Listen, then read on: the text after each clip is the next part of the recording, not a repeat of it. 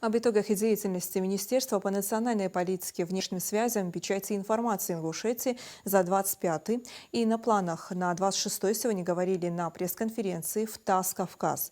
Подробное интервью информационному центру дал руководитель ведомства Руслан Мизеев.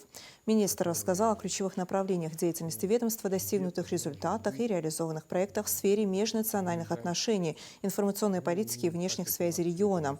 Особое внимание уделили инициативам, направленным на укрепление единства народов, развитие межрегионального сотрудничества и поддержку соотечественников за рубежом.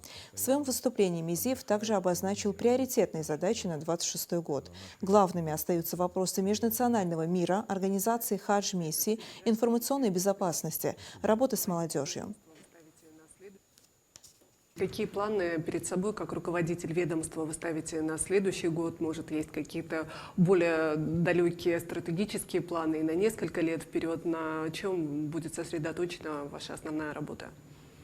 Ну, как я сказал, соответственно, мы планируем сейчас, буквально вчера было совещание, которое провел глава Республики Ингушетия.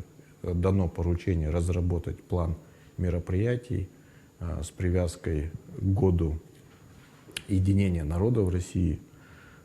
И все мероприятия, которые мы будем планировать, соответственно, будут заточены на этот. Уже есть определенные мероприятия, которые были ранее запланированы.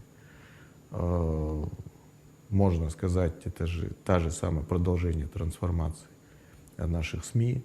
Это, соответственно, проведение определенных форумов, проведение определенных мероприятий, которые как раз-таки и будут способствовать единению всех народов в России, проживающих в России, и будут способствовать тому, чтобы не только на Кавказе, но и во всей России был мир и согласие.